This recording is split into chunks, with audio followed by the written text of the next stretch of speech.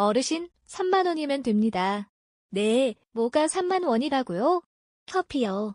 커피가 3만 원이나 하나요? 그건 기본이죠.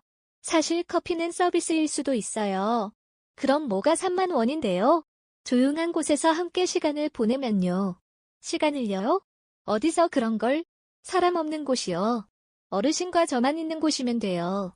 3만 원이면 된다던 그녀의 말이 귓가에 맴도입니다. 처음에는 단순히 비싼 산중턱 커피값인 줄로만 알았습니다. 그런데 그날 산길에서 그 여인이 보여준 뜻밖의 행동에 제 다리는 후들거렸고 70을 바라보는 이 나이에도 심장은 마치 젊은이처럼 요동쳤습니다. 평생을 살아오면서 단 한 번도 경험해보지 못했던 순간이었습니다. 얼굴이 이렇게 화끈거리고 가슴이 이렇게 쿵쾅거린 적은 정말 처음이었어요. 그날 산속에서 대체 무슨 일이 있었던 걸까요? 이야기를 시작하기 전에 1초 만에 누를 수 있는 구독과 좋아요 꼭 눌러주세요. 여러분의 가정에 큰 복이 떨어집니다. 자, 이제 제 이야기를 들려드리겠습니다. 매일 아침 저는 대둔산을 오릅니다. 아내가 떠난 후 이 고요한 산길을 오르는 것이 제 유일한 일과가 되었죠. 이른의 나이 30년이 넘는 공무원 생활을 성실하게 마치고 이제는 이 적막한 시간만이 남았습니다. 푸른 하늘 아래 홀로 걷는 이 시간이 때로는 위안이 되기도 하지만 때로는 너무나 외롭게 느껴지기도 합니다. 수많은 발자국을 남겨온 인생길에서 이제는 혼자만의 흔적을 만들어가는 시간입니다. 그날도 평소처럼 대둔산을 오르고 있었습니다. 아침 이슬이 마르지 않은 산길을 따라 천천히 걸으며 새소리와 바람소리에 귀를 기울였습니다. 중턱에 다다랐을 때였습니다. 평소에는 없던 풍경이 눈에 들어왔습니다. 여러 명의 여성분들이 작은 테이블과 의자를 펼쳐놓고 커피와 간단한 음료를 팔고 있었습니다. 산속의 작은 다방처럼 보였습니다.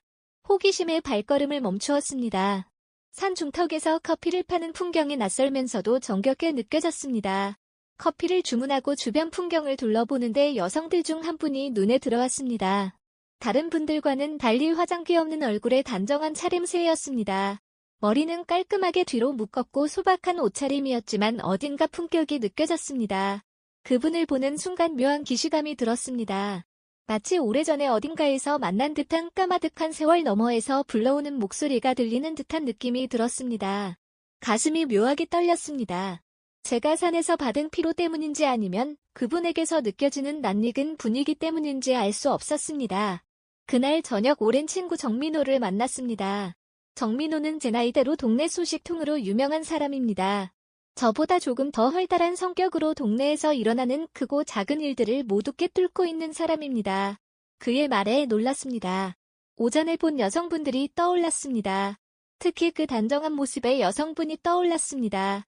말도 안 된다는 생각이 들었습니다. 그런 오해가 있다니 안타깝네. 정민호의 말을 듣고 싶지 않았지만 그 단정한 여성분의 얼굴이 자꾸 떠올랐습니다. 묘한 감정이 저를 사로잡았습니다.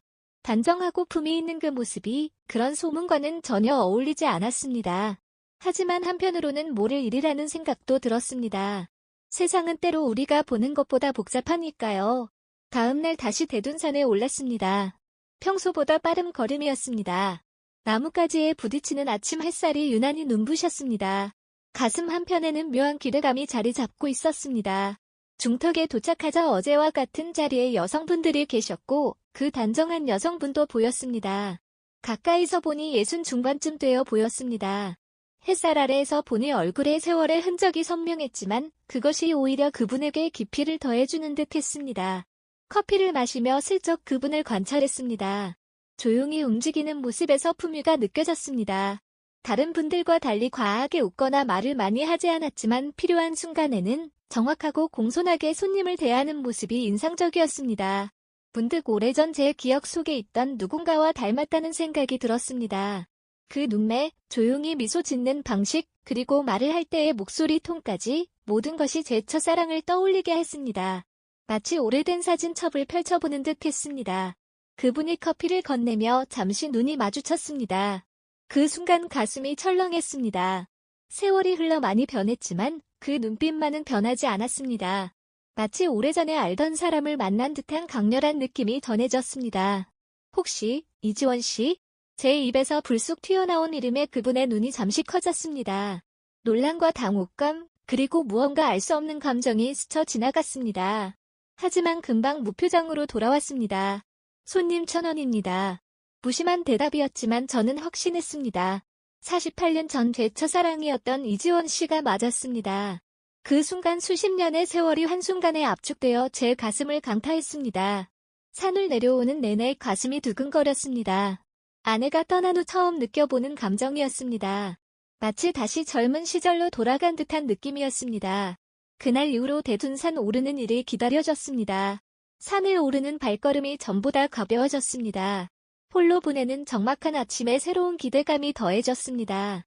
매일 아침 거울을 보며 머리를 정돈하고 깔끔한 옷을 골라 입었습니다. 이른의 나이에 이런 마음이 들다니 스스로도 우습게 느껴졌습니다. 거울 속 주름진 얼굴에서 문득 젊은 시절의 제 모습을 찾아보려 했지만 시간은 이미 너무 많이 흘러버렸습니다. 그럼에도 가슴속에서는 여전히 뜨거운 무언가가 꿈틀거리고 있었습니다. 준영 씨 오늘도 산에 가는군요. 아내가 남긴 사진을 바라보며 혼잣말을 했습니다. 마치 아내가 저를 놀리는 것 같았습니다. 죄책감이 들기도 했지만 이상하게 가슴이 설레는 마음을 억누를 수 없었습니다. 아내와 함께했던 30년의 세월 동안 행복했지만 지금 이 감정은 또 다른 종류의 떨림이었습니다. 첫사랑의 기억이 불러일으키는 감정인지 아니면 외로운 노년에 찾아온 위안을 갈구하는 마음인지 구분하기 어려웠습니다. 오늘도 대둔산 중턱에 도착하자 여성분들이 모여 계셨습니다. 그리고 그분도 계셨죠. 이지원 씨, 아마도 그분이 맞을 거라 생각했습니다. 48년 전 제가 군대에 가기 전 잠시 만났던 첫사랑 지금은 흰머리가 섞인 단정한 머리 모양을 하고 계셨지만 그 눈빛만은 제가 기억하는 18살 소녀의 그것과 같았습니다. 매일 그분과 마주치게 되었습니다. 처음에는 그저 커피를 사 마시는 손님과 판매자였지만 점점 더 많은 시간을 그분 곁에서 보내게 되었습니다. 벤치에 앉아 커피를 마시며 그분을 지켜보는 것이 하루의 낙이 되었습니다. 그분이 다른 손님들에게 커피를 건네는 모습, 가끔 산 아래를 바라보며 생각에 잠기는 모습, 그리고 나무 그늘 아래에서 잠시 쉬는 모습까지 모든 순간이 제게는 아름다운 풍경화처럼 느껴졌습니다. 그분의 쓸쓸한 눈빛이 마음에 걸렸습니다. 차분한 웃음 속에도 깊은 슬픔이 묻어 있었습니다. 무슨 사연이 있으신 걸까요? 48년의 세월 동안 그분은 어떤 삶을 살아오셨을까요? 궁금증이 커져갔습니다. 그 눈빛을 볼 때마다 과거의 기억이 더욱 선명해졌습니다. 18살의 이지원 씨, 해맑은 웃음을 짓던 그 소녀가 이제는 세월의 무게를 짊어진 노인이 되었습니다. 저처럼요, 우리는 모두 시간이라는 강물에 떠내려간 나뭇잎 같은 존재입니다. 각자의 방향으로 흘러가다가 어쩌면 다시 만나게 된 것일지도 모릅니다. 어느 날 그분이 먼저 말을 걸어오셨습니다. 평소보다 조금 더 친근한 목소리였습니다. 심장이 빠르게 뛰었습니다. 마치 청년 시절처럼 가슴이 두근거렸습니다. 제 목소리가 살짝 떨렸습니다. 그분 앞에서는 언제나 학창시절 처음 고백하던 날처럼 긴장이 됩니다. 갑작스러운 질문에 잠시 놀랐지만 솔직히 대답했습니다. 죄송해요. 불편한 질문을 드려네요. 그분의 표정에 진심 어린 위로가 담겨 있었습니다. 짧은 대화였지만 그것만으로도 가슴이 따뜻해졌습니다. 그분도 저를 조금씩 알아보고 계신 걸까요? 아니면 그저 단골 손님에게 건네는 일상적인 인사일 뿐일까요? 일주일 후 다시 정민호를 만났습니다. 그는 여전히 산중턱의 여성들에 대한 이야기를 하고 싶어 했지만 저는 이야기를 다른 방향으로 돌렸습니다. 정민호의 눈빛이 장난스러웠습니다. 제 마음을 읽은 것 같아 불편했습니다. 화가 났지만 한편으로는 궁금했습니다. 정민호는 대체 어디서 그런 이야기를 듣는 걸까요? 정말 이지원 씨가 그런 일을 하시는 걸까요? 믿기지 않았습니다. 정민호의 말을 듣고 싶지 않았지만 그 말이 자꾸 머릿속을 맴돌았습니다. 미묘한 기대와 조심스러운 설렘이 교차했습니다. 하지만 동시에 부끄러움도 느꼈습니다. 70살 노인이 무슨 생각을 하고 있는 건지 스스로도 한심하게 느껴졌습니다. 다음날 아침 평소보다 일찍 대둔산에 올랐습니다. 산길을 오르는 내내 복잡한 생각들이 머릿속을 채웠습니다. 정민호의 말, 이지원 씨의 모습, 그리고 제 마음속에 차오르는 이상한 감정까지. 모든 것이 혼란스러웠습니다. 중턱에 도착했을 때 아직 여성분들이 자리를 잡기 전이었습니다. 잠시 기다리고 있는데 저 멀리서 이지원 씨가 천천히 걸어오는 모습이 보였습니다. 홀로 오르는 그분의 모습이 왠지 외로워 보였습니다. 가방을 메고 조심스럽게 걸음을 옮기는 모습에서 세월의 무게가 느껴졌습니다. 문득 다가가 말을 걸고 싶었지만 용기가 나지 않았습니다. 그저 멀리서 바라보는 것으로 만족해야 했습니다. 그분이 자리를 잡고 다른 여성분들도 하나둘 모이기 시작했습니다. 저는 평소처럼 커피를 사 마셨습니다. 그리고 평소보다 오래 앉아 있었습니다. 그분과 몇 마디라도 더 나누고 싶었습니다. 갑자기 용기를 내어 물었습니다. 이지원 씨는 잠시 저를 바라보더니 부드럽게 대답하셨습니다. 아니요. 몇 달 되었어요. 생활이 좀 어려워져서. 짧은 대화였지만 그분의 목소리에서 깊은 상처가 느껴졌습니다. 어떤 사연이 있는 걸까요? 48년 동안 그분은 어떤 삶을 살아오셨을까요? 궁금증이 커져갔지만 더 깊은 대화를 나눌 용기는 나지 않았습니다. 집으로 돌아오는 길, 이지원 씨의 얼굴이 자꾸 떠올랐습니다. 48년 전 그 순수했던 모습과 지금의 쓸쓸한 눈빛이 겹쳐졌습니다. 세월이 흘러도 변하지 않는 것이 있다면 아마도 그 눈빛 속에 담긴 순수함일 것입니다. 하지만 그 눈빛 속에는 이제 깊은 상처와 경험의 흔적도 함께 담겨 있었습니다. 며칠 동안 고민했습니다. 정민호의 말이 사실일까요? 이지원 씨가 정말 그런 일을 하고 계실까요? 확인하고 싶은 마음과 그분을 존중해야 한다는 생각이 충돌했습니다. 하지만 진실을 알고 싶었습니다. 결국 은행에 가서 3만 원을 찾았습니다. 봉투에 넣고 제 주머니 속에 고이 간직했습니다. 손이 떨렸습니다. 70살의 나이에 이런 일을 한다는 것이 스스로도 부끄러웠지만 이지원 씨에 대한 궁금증이 너무 컸습니다. 진실을 확인하고 싶었습니다. 그리고 어쩌면 마음 한구석에서는 그 소문이 사실이기를 바라는 마음도 있었을지 모릅니다. 너무나 부끄러운 생각이었지만 솔직한 제 마음이었습니다. 오늘도 대둔상 갑니까? 아내의 사진이 저를 바라보는 것 같았습니다. 미안한 마음이 들었지만 발걸음을 돌릴 수 없었습니다. 미안해요, 혜숙 씨. 나도 내가 무슨 짓을 하는지 모르겠어요. 평소보다 숨이 더 가빴습니다. 중턱에 다다랐을 때 여성분들이 자리를 잡고 계셨습니다. 이지원 씨도 그곳에 계셨습니다. 오늘은 파란색 재킷을 입고 계셨는데 참 단정해 보였습니다. 그 모습이 마치 48년 전 제가 처음 그분을 만났던 날의 모습과 겹쳐 보였습니다. 그때도 파란 원피스를 입고 계셨지요. 심호흡을 하고 그분에게 다가갔습니다. 손바닥에 땀이 배어났습니다. 마치 청춘 시절 첫 데이트 신청을 하던 날처럼 가슴이 두근거렸습니다. 이지원 씨가 조용히 커피를 준비하셨습니다. 그분의 손짓이 참 무아했습니다. 세월이 흘러도 변하지 않은 그 품이 있는 모습에 다시 한번 마음이 흔들렸습니다. 커피를 건네받으며 제 주머니에서 봉투를 꺼냈습니다. 손이 떨렸습니다. 이지원 씨는 봉투를 보더니 의아한 표정을 지었습니다. 그리고 봉투를 열어 안을 보는 순간 그분의 얼굴빛이 변했습니다. 창백해진 얼굴로 저를 쳐다보았습니다. 그 사람의 목소리가 떨렸습니다. 주변의 시선이 우리에게 쏠렸습니다. 순간 제 얼굴이 화끈거렸습니다. 큰 실수를 했다는 것을 깨달았습니다. 제 마음속 깊은 곳에서 무언가가 무너져 내리는 느낌이었습니다. 설명하려 했지만 이미 늦었습니다. 이지원 씨는 봉투를 제게 돌려주고 자리를 뜨려 했습니다. 다른 여성분들이 수근거리기 시작했습니다. 수치심이 밀려왔습니다. 이지원 씨는 황급히 자리를 떠났고 저는 그 자리에 멍하니 서 있었습니다. 몸이 굳어 움직일 수 없었습니다. 48년 전 그 맑고 순수했던 이지원 씨를 이런 식으로 모욕한 것이 너무 부끄러웠습니다. 커피가 담긴 종이컵이 손에서 떨어졌습니다. 갈색 액체가 제 바지를 적시었지만 그런 것은 신경 쓰이지 않았습니다. 내가 무슨 짓을 한 건지. 단지 정민호의 말만 믿고 이런 실수를 하다니. 산을 내려오는 길은 평소보다 훨씬 길게 느껴졌습니다. 발걸음이 무거웠습니다. 마음속에는 이지원 씨의 실망한 표정만이 가득했습니다. 오랜만에 다시 만난 첫사랑에게 이런 모욕을 준 것이 정말 미안했습니다. 그 사람의 자존심을 깊이 상처 입혔을 거라는 생각에 가슴이 아팠습니다. 집에 돌아와 거울을 보았습니다. 초라한 노인의 모습이 거기 있었습니다. 주름진 얼굴, 흰 머리카락, 70살의 나이에 무슨 헛된 기대를 한 것인지 스스로가 한심했습니다. 그리고 그 헛된 기대로 인해 소중한 사람에게 상처를 주었다는 사실에 가슴이 미어집니다. 그날 밤잠을 이루지 못했습니다. 이지원 씨의 실망한 표정이 자꾸 떠올랐습니다. 아내의 사진을 바라보니 더욱 부끄러웠습니다. 혜숙 씨, 정말 미안해요. 내가 무슨 짓을 한 건지. 다음날 대둔산에 가지 않았습니다. 그 다음 날도 마찬가지였습니다. 이지원 씨를 마주할 용기가 나지 않았습니다. 하지만 진심으로 사과하고 싶었습니다. 그리고 다른 궁금증도 있었습니다. 그 사람은 왜 그런 소문 속에서 살고 있는 걸까? 그 사람의 인생은 어떻게 흘러왔을까? 일주일 후 마음을 닫았고 다시 대둔산을 오르기로 했습니다.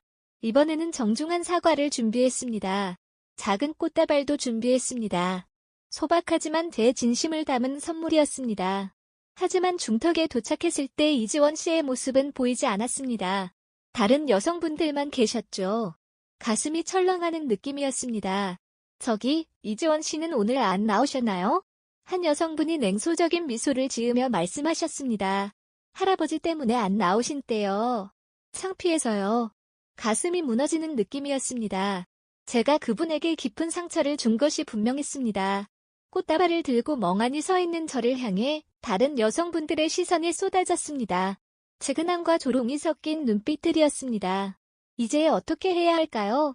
그분을 다시 만날 수 있을까요? 어떻게 사과해야 할까요? 그런 생각을 하며 슬픈 마음으로 대둔산을 내려왔습니다. 정민호의 말을 그대로 믿고 이지원 씨를 오해한 것이 너무 후회되었습니다. 이제 그 사람을 찾아야 했습니다. 이대로 오해를 풀지 않고 끝낼 수는 없었습니다. 대둔산 중턱에 그 사람이 나타나지 않은 지 벌써 열흘이 지났습니다. 마음이 초조했습니다. 그날도 대둔산을 올랐습니다. 이제는 익숙해진 계단을 한 걸음씩 올랐습니다. 중턱에 도착하자 여느 때와 같이 여성분들이 자리를 잡고 계셨습니다. 하지만 이지원 씨는 보이지 않았습니다. 저기, 이지원 씨는 여전히 안 나오시나요? 한 여성분이 저를 쳐다보셨습니다. 화려한 화장을 한 얼굴이었습니다. 왜요? 할아버지, 지원 언니가 그렇게 좋아요? 다른 여성분들이 키득키득 웃었습니다. 부끄러웠지만 이지원 씨를 찾아야 했습니다. 그저 사과하고 싶어서요. 오해가 있었던 것 같아서. 여성분은 저를 위아래로 훑어보더니 고개를 갸웃거리셨습니다. 작아요? 할아버지가 그렇게 돈 봉투 건네면서 뭘 기대한 건지 우리가 모를까요? 제가 말하기도 전에 주머니에서 3만 원을 꺼내 그분에게 내밀었습니다. 이지원 씨에 대해 좀 알려주세요. 어디 사시는지, 어떤 분인지. 여성분의 눈이 반짝이었습니다. 그녀는 돈을 받아들고 주위를 둘러보더니 말했습니다. 따라오세요. 여기서 말하기 그래요. 저는 망설였지만 따라갔습니다. 여성분은 저를 데리고 산길을 조금 벗어난 한적한 곳으로 갔습니다. 그곳에는 커다란 바위와 나무들이 있어 사람들 눈에 잘 띄지 않았습니다. 여기서 얘기하면 될 것 같아요. 여성분은 배낭에서 작은 돗자리를 꺼내 펼쳤습니다. 그리고 저에게 앉으라는 손짓을 했습니다. 저는 조심스럽게 돗자리 한쪽에 앉았습니다. 이상한 기분이 들었습니다.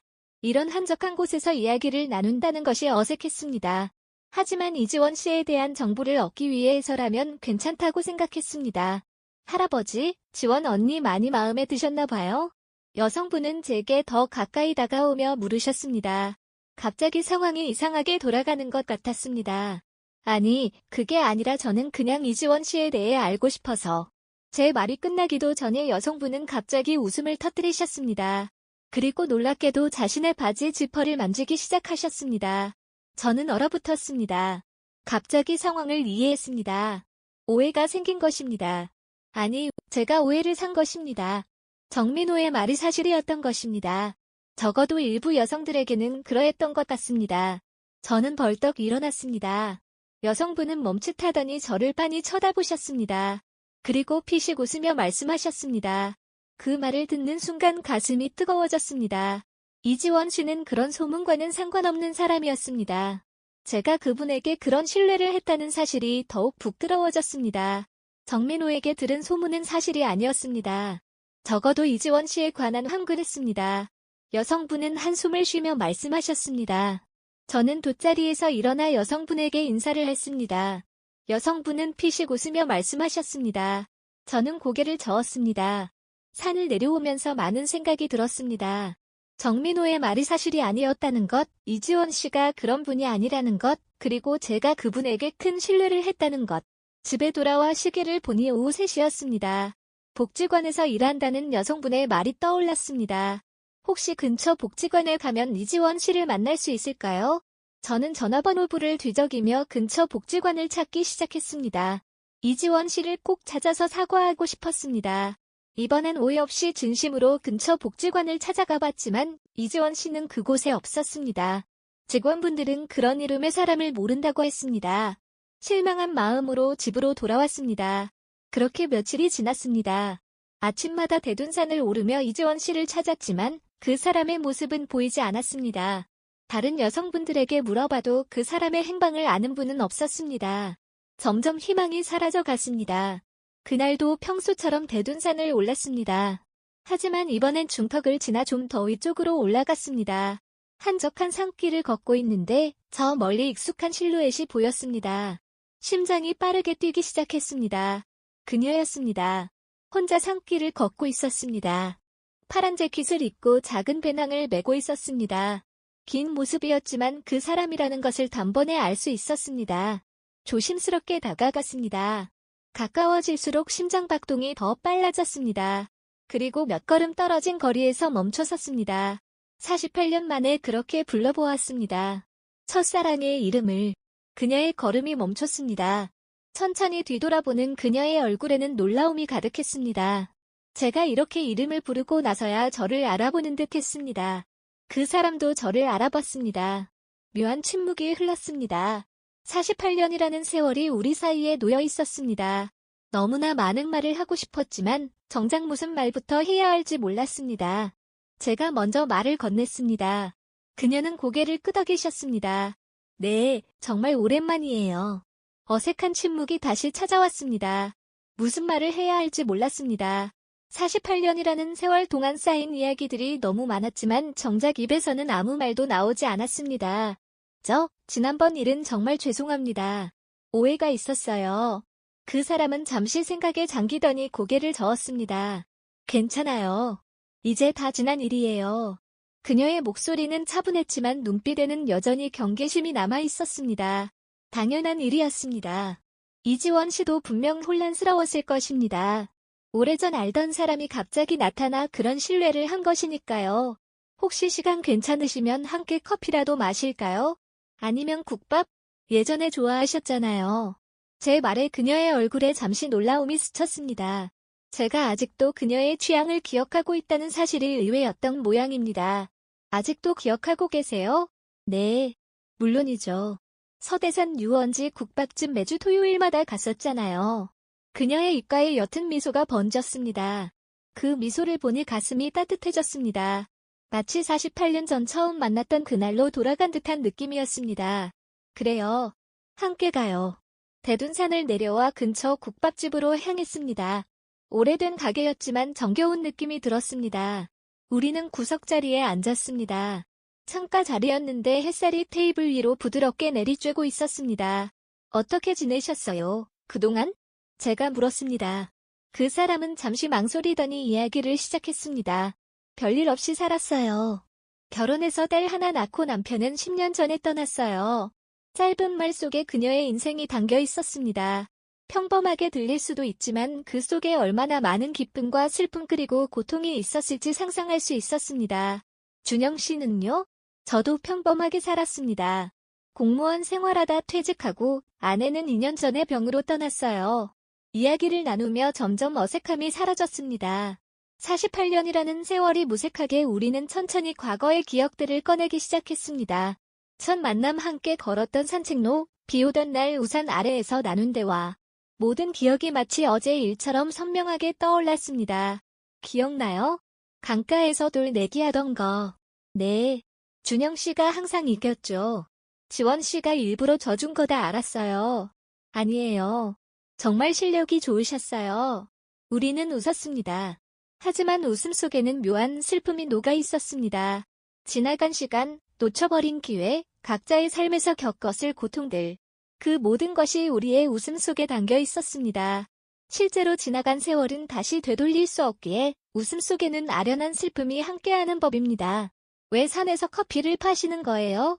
궁금했던 질문을 드디어 했습니다. 그녀의 표정이 잠시 굳었습니다. 민감한 주제를 건드린 것 같아 마음이 조였습니다. 생활이 어려워져서요. 딸이 해외에 나가고 혼자 살다 보니 연금만으로는 부족해서 시작했어요.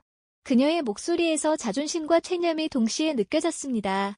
당당하게 자신의 사정을 말하는 모습이 존경스러웠습니다. 그런데 사람들이 오해하더라고요. 다른 여자들이 그런 소문을 퍼뜨리는 것 같았어요. 하지만 저는 그냥 커피만 팔고 싶었어요. 그녀의 말에 가슴이 아팠습니다. 그녀가 겪었을 상처와 오해들을 생각하니 미안한 마음이 들었습니다. 저 역시 그런 오해를 했던 사람 중 하나였습니다. 그녀는 고개를 저었습니다.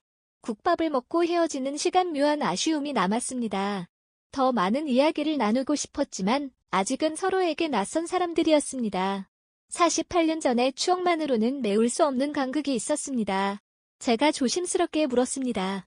그녀는 잠시 생각하더니 고개를 끄덕이셨습니다. 헤어지는 순간 그녀의 뒷모습을 바라보며 생각했습니다. 48년 전 제가 군대에 가면서 놓쳐버린 그 손을 다시 잡을 수 있을까요? 늦은 나이에 찾아온 이 감정은 과연 무엇일까요? 그리움인지 외로움인지 아니면 진정한 사랑인지? 며칠 후 용기를 내어 그녀가 일한다는 복지관을 다시 찾았습니다. 복도를 청소하던 그녀와 눈이 마주쳤습니다. 처음에는 당황한 듯 했지만 곧 옅은 미소를 지었습니다. 그녀는 잠시 망설이더니 고개를 끄덕였습니다. 벤치에 나란히 앉아 한동안 말없이 앉아 있었습니다. 무슨 말부터 해야 할지 몰랐습니다. 마치 첫 데이트처럼 어색했습니다. 제 입에서 나온 말에 저 자신도 놀랐습니다. 준비했던 말이 아니었습니다. 하지만 그 순간 가장 하고 싶었던 말이었습니다. 70살의 나이에 이런 제안을 하다니 저도 스스로가 놀라웠습니다. 이지원 씨는 눈을 크게 뜨고 저를 바라보았습니다. 당황한 기색이 역력했습니다. 당연한 반응이었습니다. 갑작스러운 제안이었으니까요. 말이 자꾸 더듬어졌습니다. 70살의 나이에 이런 제안을 하다니 저도 스스로가 부끄러웠습니다. 하지만 진심이었습니다. 그녀와 함께하고 싶었습니다. 남은 인생을 혼자가 아닌 누군가와 나누며 살고 싶었습니다. 이지원 씨는 오랫동안 아무 말도 하지 않았습니다. 그리고 천천히 고개를 끄덕이셨습니다. 그리고 일주일 후 그 사람이 저에게 전화를 했습니다. 그렇게 이지원 씨는 제 집으로 이사를 왔습니다. 작은 짐 가방 하나와 옷까지 몇 벌이 전부였습니다. 제 집은 아내와 함께 살던 곳이었기에 두 사람이 살기에 충분히 넓었습니다. 처음에는 어색했습니다. 무엇보다 아내의 흔적이 남아있는 집에 다른 여자를 들인다는 사실이 제게도 부담스러웠습니다. 이지원 씨도 그것을 알았는지 매우 조심스럽게 행동했습니다. 아니에요. 손님이 어떻게 소파에서 자요? 제가 소파에서 잘게요. 결국 서로 다른 방을 쓰기로 했습니다. 하지만 밤이면 집안에 누군가가 있다는 사실만으로도 따뜻한 기분이 들었습니다. 아침에 일어나면 누군가를 위해 밥을 하고 저녁에 돌아오면 누군가 기다리고 있는 그 일상이 얼마나 소중한지 새삼 느꼈습니다. 한밤중에 화장실에 가려고 복도를 지나다가 우연히 마주친 적이 있었습니다. 캄캄한 복도에서 서로 놀라 그 자리에 멈춰섰습니다. 미안해요. 깜짝 놀라셨죠? 이지원 씨의 목소리가 작게 들렸습니다. 어둠 속에서도 그 사람의 얼굴이 희미하게 보였습니다. 문득 손을 내밀어 그 사람의 손을 잡고 싶었습니다. 하지만 그러지 못했습니다. 아직은 그럴 때가 아니라는 생각이 들었습니다. 그렇게 며칠이 지나고 일주일이 지나고 한 달이 지났습니다. 서로의 존재에 점점 익숙해졌습니다. 아침 식사를 함께하고 각자의 일을 하러 나갔다가 저녁에 다시 만나 하루 일과를 이야기했습니다. 이지원 씨는 계속 복지관에서 일했습니다. 처음보다 더 활기찬 모습으로 출근했습니다. 그리고 점점 웃음소리가 늘어났습니다. 오늘 복지관에서 칭찬받았어요. 제가 청소하는 솜씨가 좋대요. 그 사람의 말에 제 가슴도 뿌듯해졌습니다. 이지원 씨가 자존감을 되찾아가는 모습을 보는 것이 행복했습니다. 그 사람이 웃을 때면 저도 덩달아 행복해졌습니다. 어느 날 저녁 함께 TV를 보고 있을 때였습니다. 문득 그 사람의 손이 제 손 위에 놓였습니다. 별다른 말 없이 그냥 그렇게. 그리고 우리는 계속 TV를 보았습니다. 하지만 그 작은 접촉이 얼마나 큰 의미였는지 우리 둘 다 알고 있었습니다. 침묵 속에서 서서히 친밀감이 쌓여갔습니다. 말 없이 서로를 받아들이고 서로의 존재를 인정하는 그런 시간들이 쌓여가고 있었습니다. 어느 날 저녁 이지원 씨가 불쑥 물으셨습니다. 그 사람의 눈에 불안과 기대가 동시에 비쳤습니다. 나이 들어 새로운 관계를 시작한다는 것, 그것도 옛 첫사랑과 함께 한다는 것이 얼마나 두렵고도 설레는 일인지 저도 알고 있었습니다. 저는 고개를 끄덕였습니다. 그날 밤 우리는 처음으로 손을 꼭 잡은 채 잠이 들었습니다. 아직 각자의 방이었지만 마음은 점점 가까워지고 있었습니다. 함께 산 지 어느덧 3달이 되어 갔습니다. 처음의 어색함은 사라지고 이제는 서로의 습관과 일상에 익숙해졌습니다. 노년의 평온한 일상이 조금씩 자리 잡아가고 있었습니다. 이지원 씨는 복지관 일에 더욱 적응해 갔습니다. 처음에는 단순한 청소부였지만 이제는 간단한 행정 업무까지 도맡아 하게 됐습니다. 사람들과 어울리며 그 사람의 표정도 점점 밝아졌습니다. 이지원 씨의 말에 제 마음도 뿌듯해졌습니다. 대둔산 중턱에서 커피를 팔며 소문에 시달리시던 그 사람이 아니었습니다. 이제는 당당히 자신의 일을 하는 한 사람이 되어 있었습니다. 어느 날 아침 이지원 씨가 출근하기 전에 제안을 했습니다. 그녀의 눈이 잠시 흔들렸습니다. 대둔산은 우리가 다시 만난 곳이지만 동시에 그분에게 좋지 않은 기억이 있는 곳이기도 했습니다.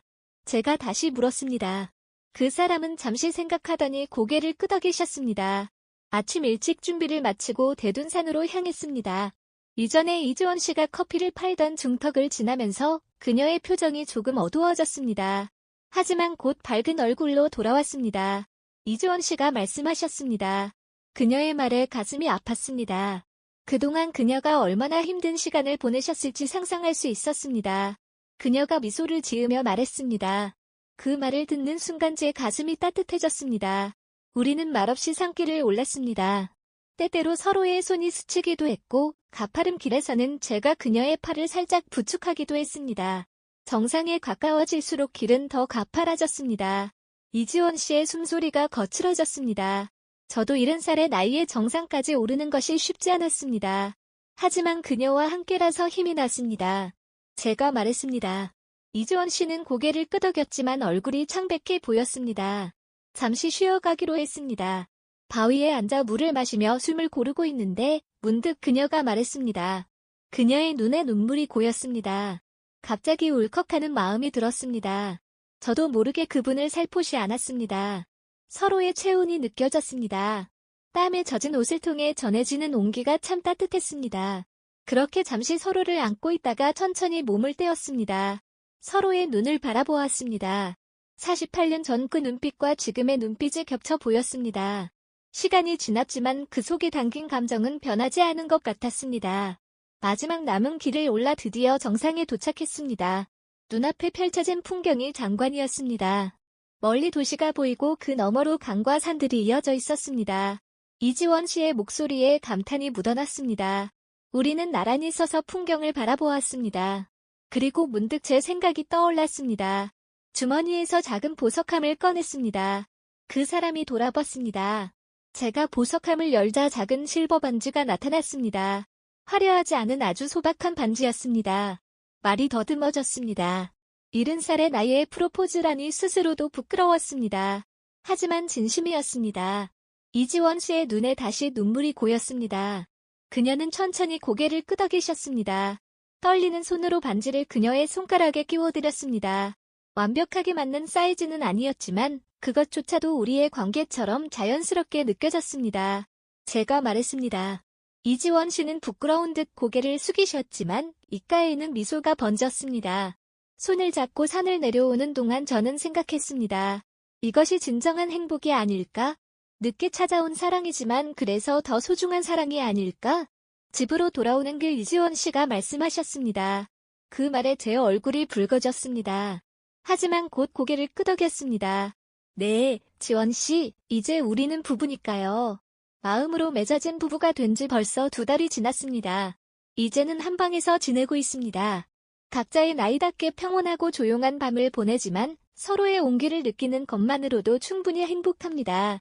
아침에 눈을 떴을 때 옆에 누군가가 있다는 것, 그것이 얼마나 큰 위안이 되는지 모릅니다. 어느 날 아침, 아내, 이제는 그렇게 부를 수 있겠지요? 제가 제안을 했습니다. 준영 씨, 혹시 바다에 가볼까요? 바다요? 네, 강원도 쪽 한 번도 가본 적이 없거든요. 그녀의 눈빛에 기대감이 가득했습니다. 66살의 나이에 처음으로 바다를 보고 싶다는 그 소박한 바람이 제 마음을 움직였습니다. 좋아요, 다음 주말에 가요. 여행 준비를 하면서 우리는 마치 젊은 연인처럼 들떠 있었습니다. 이지원 씨는 여행 가방을 꼼꼼히 싸며 무엇을 챙겨야 할지 메모까지 했습니다. 저는 그런 그녀의 모습을 보며 미소 지었습니다. 너무 많이 챙기지 마세요. 하루 이틀 다녀오는 거니까. 그래도 혹시 모르잖아요. 준영 씨 약도 챙겨야 하고. 그녀의 배려가 따뜻했습니다. 누군가 나를 걱정해주는 이 감정이 얼마나 소중한지 아내를 잃은 후 다시 느끼게 되었습니다. 기차를 타고 강원도로 향했습니다. 창 밖으로 지나가는 풍경을 보며 이야기를 나누었습니다. 48년 전의 추억, 각자가 살아온 세월, 그리고 앞으로의 계획까지. 준영 씨는 앞으로 뭐 하고 싶으세요? 이지원 씨가 물으셨습니다. 글쎄요, 지원 씨와 함께라면 특별히 뭘 하고 싶다기보다 그냥 이렇게 평온하게 지내고 싶어요. 저도요. 이제 와서 큰 욕심은 없어요. 그냥 건강하게 함께 있는 것. 그것만으로도 충분해요. 서로의 손을 잡고 기차 여행을 즐겼습니다. 어느덧 강릉역에 도착했고 작은 펜션에 짐을 풀었습니다. 창문을 열자 바다가 보였습니다. 와, 정말 바다네요. 이지원 씨의 목소리에 감탄이 묻어났습니다. 그녀의 눈빛이 반짝이었습니다. 마치 어린아이처럼 순수한 기쁨이 느껴졌습니다. 가까이서 볼래요? 제가 물었습니다. 그녀는 환하게 웃으며 고개를 끄덕이셨습니다. 손을 잡고 해변으로 내려갔습니다. 완만한 계단을 내려가면서 이지원 씨의 표정이 점점 밝아졌습니다. 모래사장에 도착하자 이지원 씨가 신발을 벗었습니다. 그리고 조심스럽게 발을 모래에 담갔습니다. 따뜻하네요. 모래 위를 걸으며 그녀는 마치 젊은 시절로 돌아간 듯한 표정을 지었습니다. 몇 걸음 걷다가 뒤돌아보며 저를 향해 웃었습니다. 그 순간에 그녀의 모습이 너무 아름다웠습니다. 마치 48년 전 제가 처음 봤을 때의 그 모습 그대로였습니다. 저도 신발을 벗고 그녀의 곁에 섰습니다. 함께 모래사장을 걸으며 파도 소리를 들었습니다. 가끔 차가운 파도가 발끝을 적시기도 했지만 그마저도 즐거웠습니다. 준영 씨, 고마워요. 이지원 씨가 갑자기 말했습니다. 해질녘 바다를 배경으로 그분의 실루엣이 붉게 물들어 있었습니다. 갑자기 왜요? 이렇게 바다도 보여주시고 제 인생에 이런 행복이 있을 줄 몰랐어요. 그녀의 말에 제 가슴이 뭉클해졌습니다. 저도 그녀 덕분에 외롭지 않은 노년을 보내고 있으니 고마움은 제가 더 크다고 생각했습니다. 하지만 이지원 씨의 진심 어린 감사에 말문이 막혔습니다. 단지 손을 꼭 잡아줄 수밖에 없었습니다. 해가 지기 시작했습니다. 하늘과 바다가 붉게 물들었습니다. 우리는 모래사장에 앉아 일몰을 바라보았습니다. 서로의 어깨가 닿을 정도로 가까이 앉아 있었습니다. 그렇게 약속하고 펜션으로 돌아왔습니다. 저녁을 먹고 일찍 잠자리에 들었습니다. 내일 아침 일찍 일어나기 위해서였습니다. 서로의 손을 잡고 누웠습니다. 이지원 씨의 숨소리를 들으며 저는 생각했습니다. 이것이 진정한 행복이구나. 새벽 4시 30분 알람 소리에 일어났습니다. 이지원 씨도 함께 일어나셨습니다. 간단히 준비를 마치고 해변으로 향했습니다. 아직 어두운 하늘 아래 바다는 검푸른 빛을 띠고 있었습니다. 모래사장에 앉아 동쪽 하늘을 바라보았습니다. 서서히 하늘이 밝아지기 시작했습니다. 붉은 빛이 지평선 위로 퍼져나갔습니다. 곧 해가 뜰 거예요. 제가 말했습니다. 이지원 씨는 제 손을 꼭 잡았습니다. 그렇게 우리는 함께 일출을 기다렸습니다. 드디어 태양의 모습을 드러냈습니다. 붉게 타오르는 태양이 바다 위로 떠올랐습니다. 너무나 아름다운 광경이었습니다. 아름답네요. 이지원 씨의 눈에 눈물이 고였습니다. 감동의 눈물이었습니다. 붉게 물든 바다를 바라보며 그 사람이 속삭였습니다. 이제 진짜 내 사람이에요. 그 말을 듣는 순간 제 가슴이 따뜻해졌습니다. 70살의 나이에 찾아온 이 사랑, 이 행복이 얼마나 소중한지 다시 한번 느꼈습니다. 네, 지원 씨, 그리고 지원 씨도 이제 진짜 내 사람이에요. 그렇게 우리의 사랑은 새로운 시작을 맞이했습니다. 세상에서 가장 조용하고 깊은 사랑. 늦게 찾아왔지만 그래서 더욱 소중한 사랑. 이제 우리에게 남은 시간이 얼마나 될지 모르지만 그 시간을 함께 걸어가기로 했습니다. 손을 잡고 서로를 의지하며 바다가 붉게 물들고 새로운 하루가 시작되었습니다. 우리의 새로운 인생도 함께 시작되었습니다. 1년이 지났습니다. 이지원 씨와 저는 소소한 일상을 함께 나누며 행복하게 지내고 있습니다. 매일 아침 함께 일어나 식사를 하고 각자의 일을 하다가 저녁에 다시 만나 하루를 마무리합니다. 간단한 일상이지만 그 속에서 찾는 행복이 얼마나 큰지 모릅니다. 이지원 씨는 여전히 복지관에서 일하고 계십니다. 이제는 그곳의 중요한 일원이 되어 어르신들의 프로그램을 돕는 일까지 맡고 있습니다. 그 사람의 얼굴에서 자신감이 느껴집니다. 더 이상 소문에 시달리는 커피 판매원이 아닌 당당한 한 사람으로 살아가고 있습니다. 저는 매일 아침 대둔산을 오릅니다. 하지만 이제는 혼자가 아닙니다. 주말이면 이지원 씨와 함께 산을 오릅니다. 중턱에서 잠시 쉬며 커피를 마시지만 이제는 그곳이 불편한 기억의 장소가 아닌 우리의 새로운 추억이 쌓이는 곳이 되었습니다. 어느 날 저녁 이지원 씨가 제게 편지 한 통을 건네주었습니다. 반듯한 글씨체로 써진 편지였습니다. 준영 씨에게 늦은 인생에 당신을 다시 만나게 되어 정말 행복합니다. 48년 전 우리가 헤어졌을 때 이렇게 다시 만나 함께할 수 있을 거라고는 상상도 못했습니다. 인생은 참 예측할 수 없는 것 같아요. 제가 힘들 때 손을 내밀어 주셔서 고맙습니다. 대둔산 중턱에서 커피를 팔며 소문에 시달리던 저를 알아봐 주시고 제 존재를 인정해 주셔서 고맙습니다. 이렇게 늦은 나이에 사랑을 느끼게 해주셔서 고맙습니다. 당신과 함께하는 매일이 선물처럼 느껴집니다. 남은 인생 짧을지 길지 모르지만 당신과 함께 걷고 싶습니다. 손을 잡고 서로 의지하며 함께 웃고 함께 울며 사랑합니다. 준영 씨 지원 올린 편지를 읽는 내내 제 눈에는 눈물이 고였습니다. 31살의 나이에 이런 사랑 고백을 받다니 가슴이 벅차올랐습니다. 그날 밤 우리는 서로를 꼭 안고 잠이 들었습니다. 더 이상의 말은 필요 없었습니다. 우리의 모든 감정은 그 포옹 속에 담겨 있었습니다. 이듬해 봄 우리는 작은 결혼식을 올렸습니다. 법적인 결혼은 아니었지만 서로의 마음을 확인하는 소박한 의식이었습니다. 이지원 씨의 딸이 해외에서 돌아와 참석했고 제 아들과 그의 가족도 함께 했습니다. 처음에는 어색했지만 금세 화기애애한 분위기가 되었습니다. 아버지 행복하세요? 아들이 제게 물었습니다. 저는 미소를 지으며 고개를 끄덕였습니다. 네, 정말 행복해요. 이렇게 늦은 나이에 이런 행복을 다시 찾을 수 있을 줄 몰랐어요. 어머니도 기뻐하실 거예요. 아버지가 혼자 외롭게 사시는 것보다 이렇게 누군가와 함께 행복하게 사시는 모습을 보고 싶으셨을 테니까요. 아들의 말에 가슴이 따뜻해졌습니다. 처음에는 아내에 대한 죄책감도 있었지만 이제는 그분도 저의 행복을 바라볼 거라는 생각이 듭니다. 이제 우리는 작은 텃밭을 가꾸며 살고 있습니다. 토마토, 상추, 고추, 다양한 채소를 직접 기르는 재미가 쏠쏠합니다. 이지원 씨는 요리를 하실 때 직접 기른 채소를 사용하시는 것을 좋아하십니다. 그 음식을 함께 나누는 시간이 하루 중 가장 행복한 순간입니다. 가끔은 함께 여행을 떠나기도 합니다. 바다, 산, 시골, 젊었을 때 가보지 못했던 곳들을 하나씩 찾아가고 있습니다. 늦은 나이지만 새로운 추억을 만들어가는 즐거움이 있습니다. 이지원 씨가 여행 책자를 보며 물었습니다. 그녀의 눈에는 여전히 호기심과 모험심이 가득합니다. 우리는 아직도 서로를 준영 씨, 지원 씨라고 부릅니다. 그것이 우리의 습관이 되었고 그 호칭 속에는 서로에 대한 존중과 사랑이 담겨 있습니다. 인생은 참 예측할 수 없는 여정입니다. 48년 전 젊은 시절에 우리는 이렇게 다시 만나 함께 할 것이라고는 상상도 못했을 것입니다.